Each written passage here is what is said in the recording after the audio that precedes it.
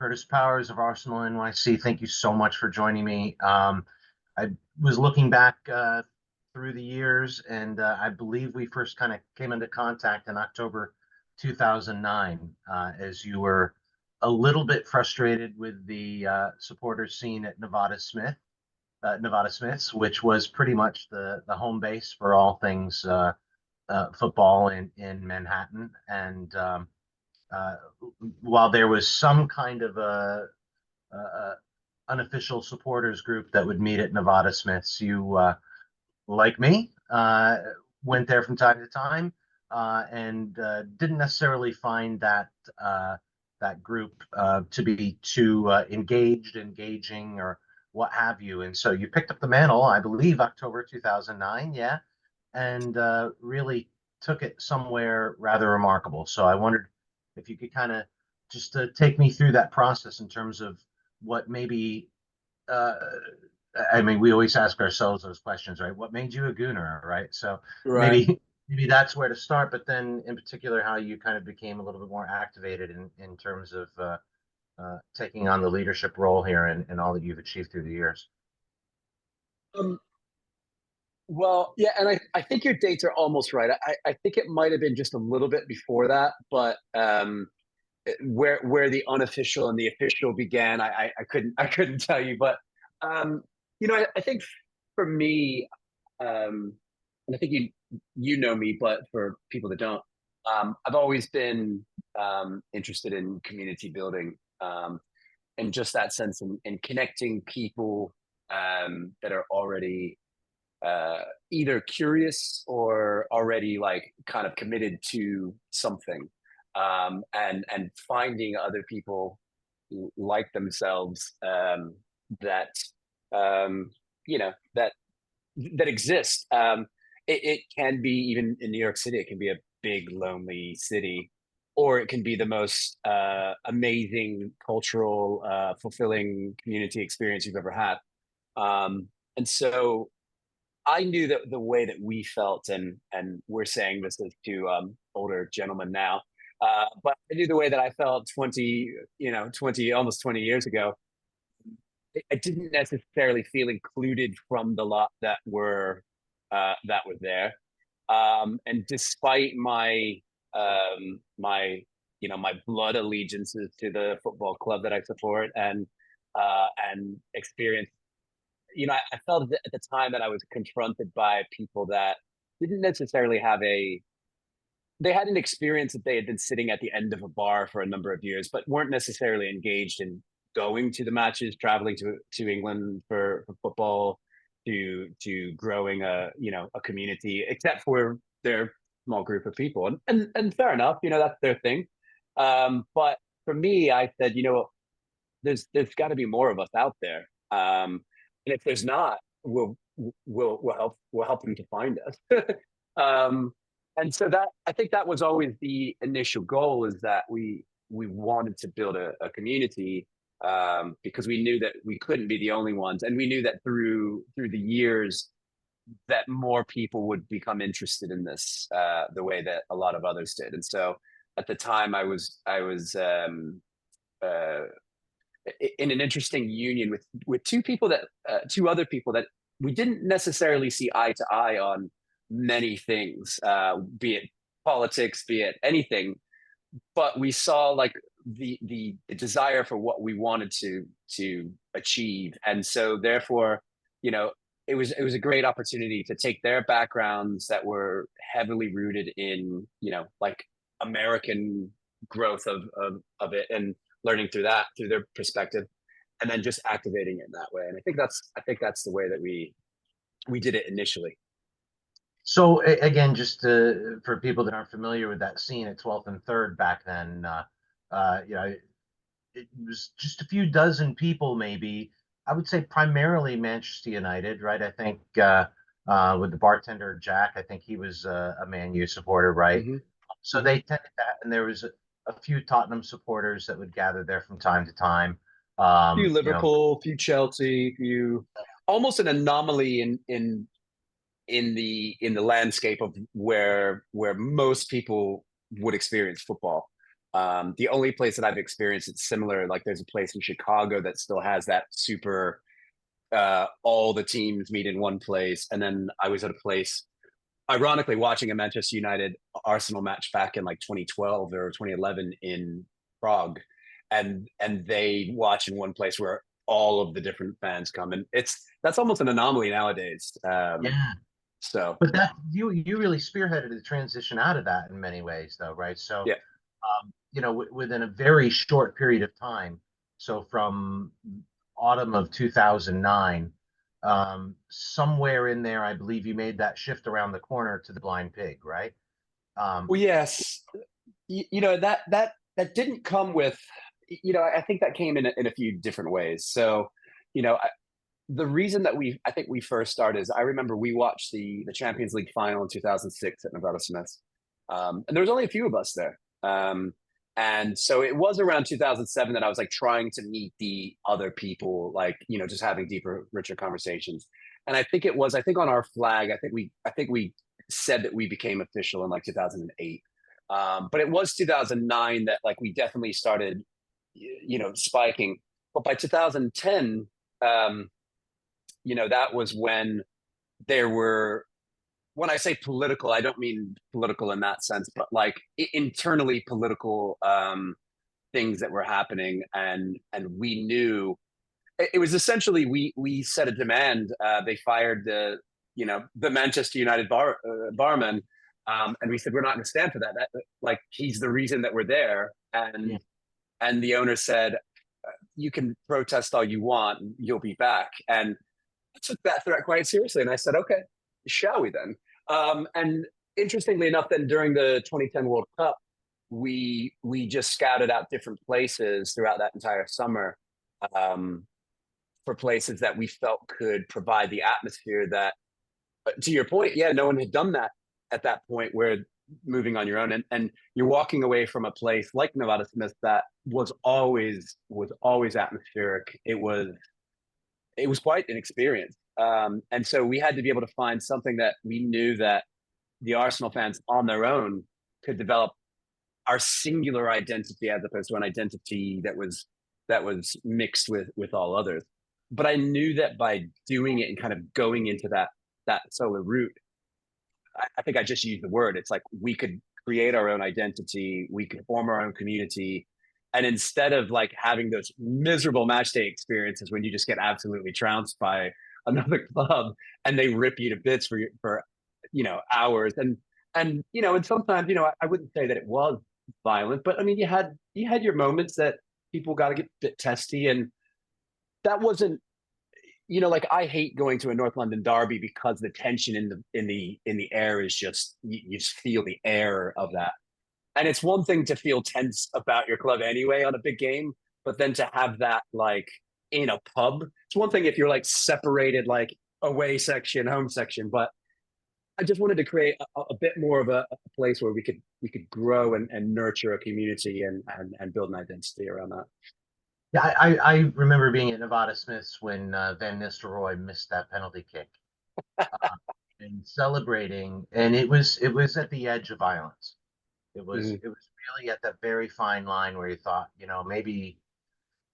maybe this isn't healthy, you know. Yeah. But it's funny to look back, right? I mean, for people that don't know, right, people that are kind of new to the scene now, that it really was just this one bar, this one place was the epicenter for foreign football culture. I wondered if you could Absolutely. think back at that time, because they still would have been the Metro Stars, I believe, at that time, right? Hmm. Uh, Correct. and what Major League Soccer's franchise meant or didn't mean to you, why it didn't. And I guess where I'm ultimately going with this is trying to kind of track out this sense of this very vibrant supporters culture for so many clubs now. And Hmm. it seems to me that you've built something where I think Arsenal have the strongest fan base Yeah. in the greater New York metropolitan area in terms of the pub culture. Yeah. Yeah, I mean, I would say overall in America, Arsenal hands down. I mean, whenever you travel to a place, I'm sure you're like me. You're like, oh, I wonder where I can watch in this city, and and so many places across America are doing really, really well. And I do like to say that I do feel that we played a part um, in what people saw first, because we were like the first kind of club that made it on TV, right? And and and people to this day say, "Oh, I remember when I came to the Blind Pig. I remember going to O'Hanlon's or whatever." And a lot of people say I've never experienced anything like that. And so I think that we played a small part in that, and I feel like, but similarly, I feel like there have been those.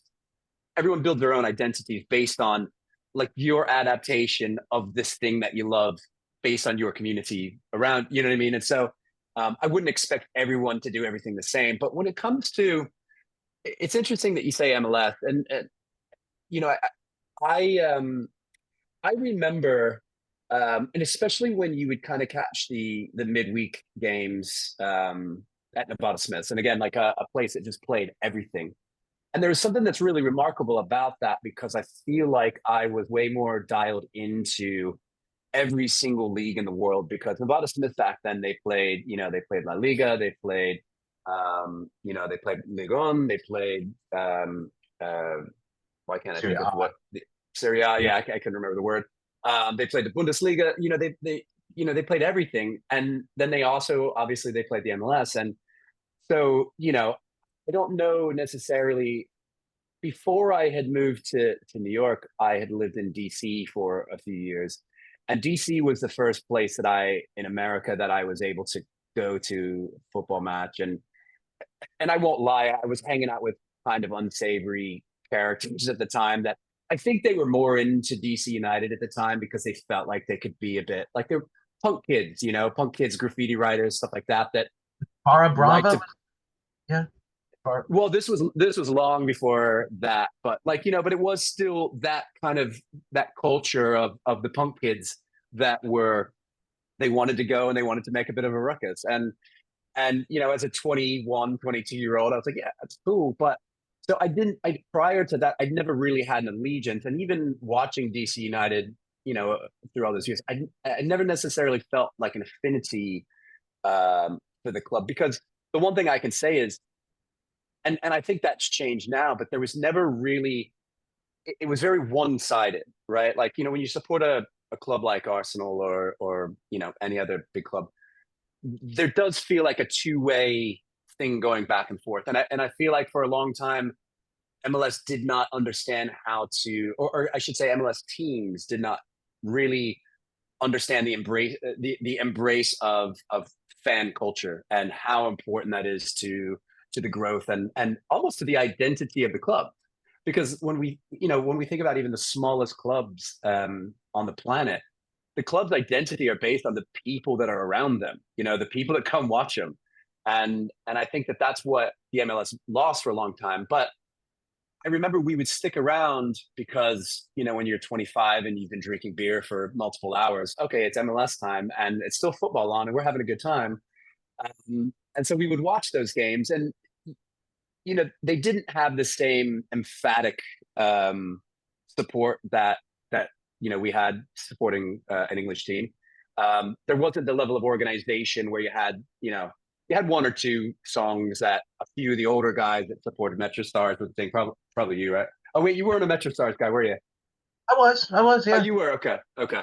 But I remember there was a few older guys that had like one or two songs. But I also remember that back then is the songs that some of the MLS fans would sing. They were so long, and it's like you had to like have a like you were at church or something like that. That you had to read along with the lyrics to like understand what it was, because they weren't derived from again culturally like known songs that were turned into a simple sing along song. It was so complicated. And so there was a number of reasons that I felt that MLS was always going to be 15, 20 years behind. Well, I think it's funny, when we think about American identity, it's always hyphenated, right? I know you and I are both kind of rabid Anglophiles, more broadly culturally, right? But whether you're a English Amer or Anglo American, Scottish American, Irish American, German Actually, American. I'm actually I'm actually an Irish American with that my family were from London, but yeah. Anyway, London don't Irish, tell. um, yeah, Shane McGowan's as much a Londoner as anyone else, but Right. the the idea of kind of dual allegiances and stuff, right? So the idea that even when we're watching international football in the United States, right, you may be supporting U.S. men's national team, but you very often are supporting another national team. Yeah. And with the club allegiance, it's a phenomenon I think that's going on in New York City that's really fascinating to me, where Major League Soccer franchises, and again, in my time working in the Cosmos front office, this was something we tried very unsuccessfully to tap into. And I Mhm. think we were the only club that really tried to tap into it in a meaningful way. And it's one thing I think with the second franchise in New York, I think they made a gross error in judgment. And again, they may have been hasty because of the timing and everything, but the degree to which most of the rabid soccer fan base in New York City had already picked teams, and it wasn't going to be Manchester City, right? Right. So yes, there was a Manchester City supporters club, but nowhere near as robust as other clubs. Yeah. And I wonder what Well, you certainly thought of. not at that time. Certainly not at that time. Right. It took some time for them to grow. Yeah. So in terms of your numbers, right, from the uh, dozen or so that might have uh, been there at Nevada Smiths with you, and I think your Facebook group kind of helped pull some people together as well initially, right? But Well, that how was it seemed like your numbers just mushroomed really quickly, and I wondered if you could kind of talk us through a little bit in terms of the scope and scale. yeah. Well, so I knew that in order for it, I love to talk in analogies, by the way. So I knew that in order for us to grow into that thing that was our own, that it was an experience that we could control, that that meant, you know, this is your home away from home, or whatever. It was almost like the idea of you kind of have to repot the. I'm seeing the pots and the plants back in the corner here. You have to like repot the plant, right, in order for it to actually grow. And and that really, I feel like that was really the first step. And again, our goal wasn't our goal wasn't initially to grow and become massive. The goal was to create an experience that was like unlike any other. And and and so it's kind of like putting the what do you call it, the chicken before the egg, right? It's we wanted to create an experience that when people came, they go, holy shit, like the FOMO that you would have. And I remember this, like, my wife hated me for years because unless we were traveling to London during the season, I didn't want to travel anywhere if the football was on the weekend, because I didn't. It was like I'm either watching Arsenal at Arsenal or wherever they're traveling away, or I'm watching at the Blind Pig, because it was such. And even back at the Nevada Smith years, I had to be at those places on match day. I couldn't. You didn't want to like find out like, oh, did you hear what happened? It was just that level of good. And I think that you still had that kind of I would say like real. You didn't have that many like kind of cultural, or not cultural, like relational beefs or anything like that. Like, people were just still so open to the fact that like what we had was so special that nobody wanted to ruin it. And I think that was the reason that was our focus first. And then we were documenting that. So we were making sure that we were showing videos before Instagram was a thing, that we were showing people this is what a match day is like in New York. And then it was those things that's what spread. And then people were like, we have to be a part of this. And then I think on match days you'd see kickoff and there'd be a queue of 100 people outside that still couldn't get in. And so that automatically just drives that even more. And so then it was like, okay, well, now we need a second pub.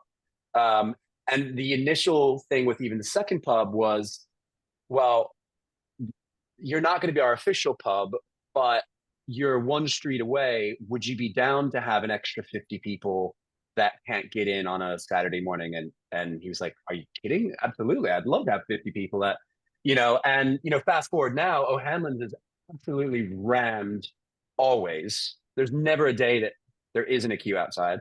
And so I think that it's creating the experience. I think so many people focus on numbers, and I say this as a person that works in marketing.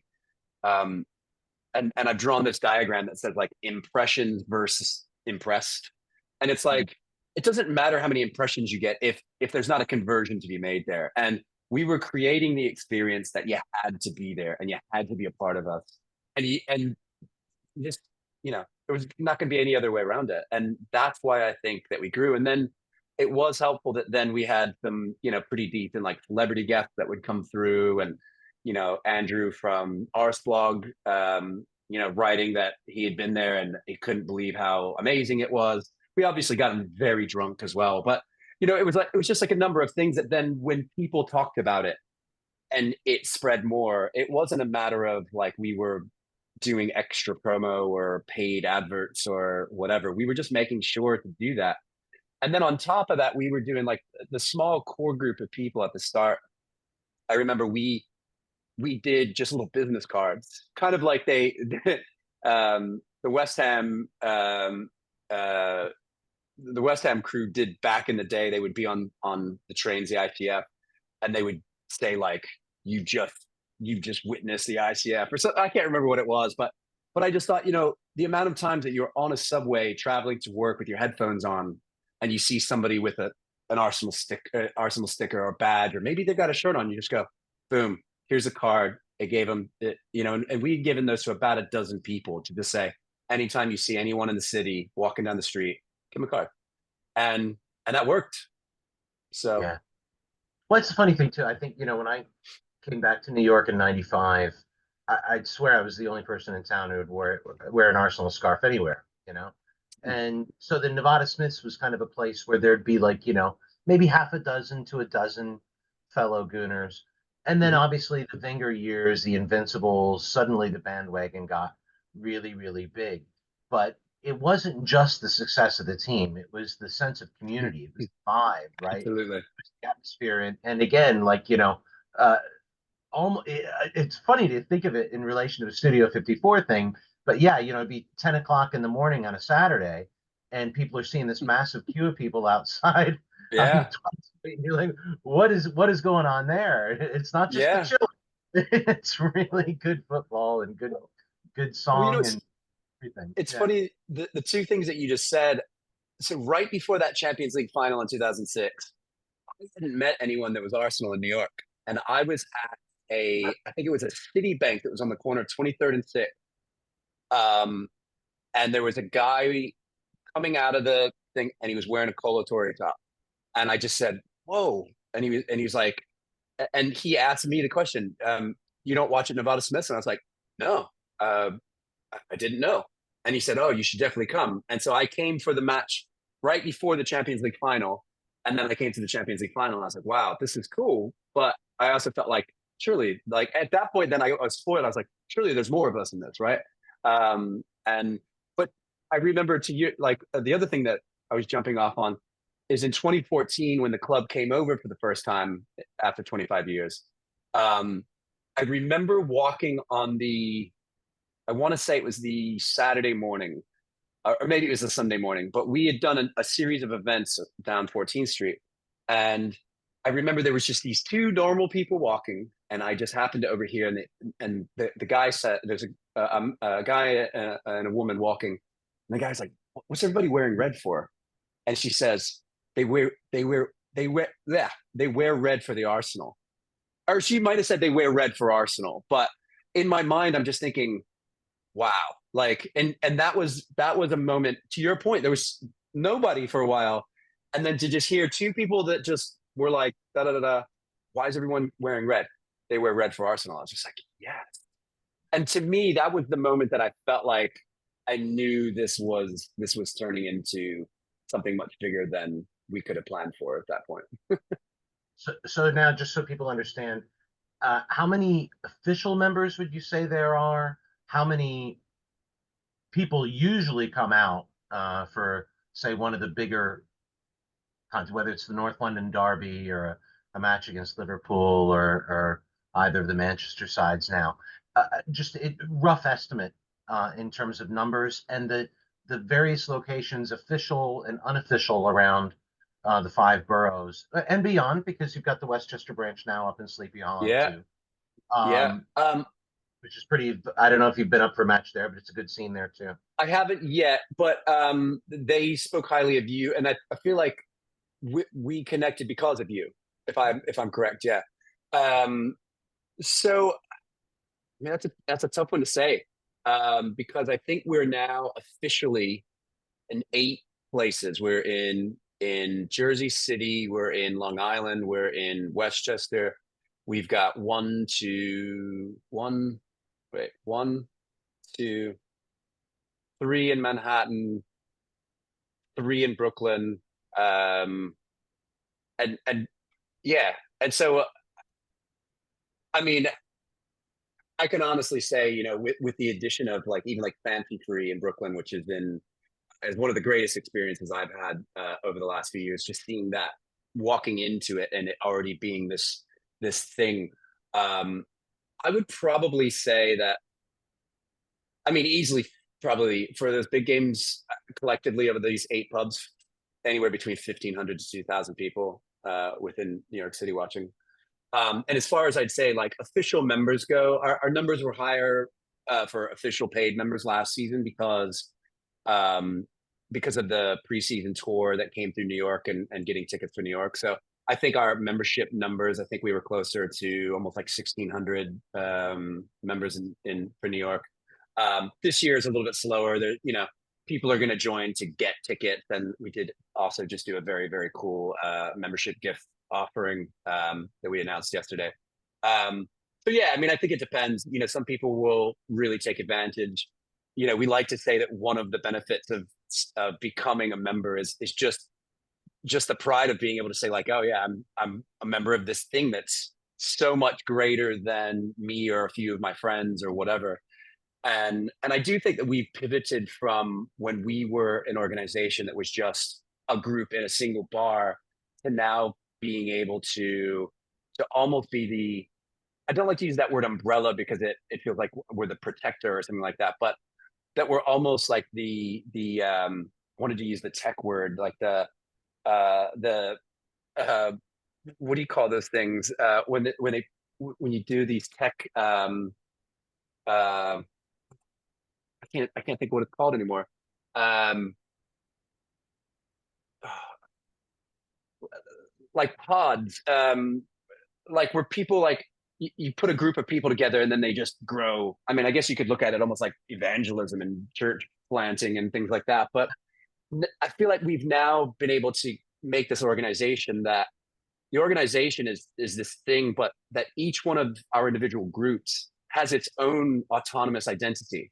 Like I was going to say about Fancy Free is that Fancy Free it's in the center of Brooklyn. Um, it's amazing because I would say it is 85% people of color, and a combination of whether it's Black, Asian, whatever. And I'm very much a minority as a white guy, and to come from where we started, there was like 10 white guys and maybe a woman if you're lucky, to this absolutely diverse, like we have so many different identities throughout Arsenal New York City, and that's the thing that really, really gets me excited and just makes me proud of the value that our club represent and that I feel like we're representing in New York as well. Well, I think in many ways, everything that's been achieved. You talked about a few years ago when Arsenal had come back and everybody had kind of forgotten they had been at Nassau Coliseum. And, Right. uh, Yeah. uh, but when Arsenal played Manchester United in front of over 80,000 people last summer, right? I really Mhm. felt at the time that you were the unsung hero, very much behind that, right? That was not a Manchester United crowd by any stretch. If anything, there was a majority Arsenal supporters there. Mm. Certainly, it was just a really a tremendous scene. And Right. even the Messi's World Cup champion Argentina were about 150 shy of that record crowd that the Arsenal Manchester United. Yeah, that's pretty crazy, isn't it? Yeah. Yeah. Yeah, They did say it was a record that day for soccer watched in the United States.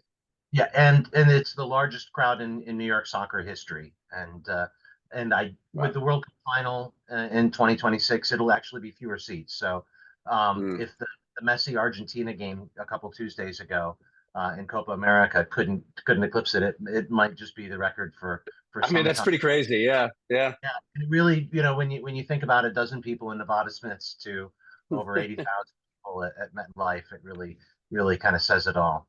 But Yeah, thank you so much for taking the time and giving a good sense of your perspective on how this whole scene has grown. And we'll see you in the pub. I owe you a pint.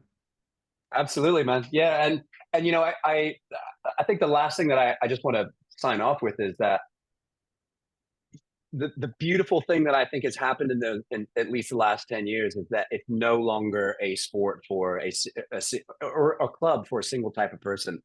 Our inclusion, and I should say the sports inclusion overall, and even more since COVID, the kneeling for Black Lives Matter, things like that. I think it just really spoke to this is not just for this demographic of people. This is a sport for everyone.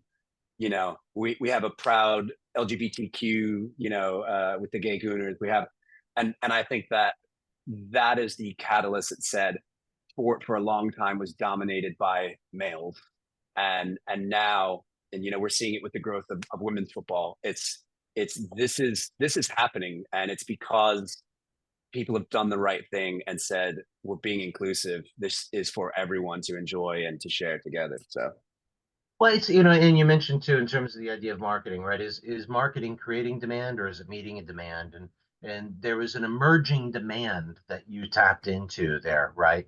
yeah, That for whatever reason, the homogenized, sterilized, corporatized form of soccer that we were given in the aftermath of the '94 World Cup was not delivering, but right. instead there's this hunger that we're really this hunger for community through football that's Mhm. being matched. It's that demand is being met in the pubs all across New York, and it's Yeah, yeah. So I'm proud of it. So yeah, well, you should be. Thank you so much. thank you, mate. Nice to chat to you.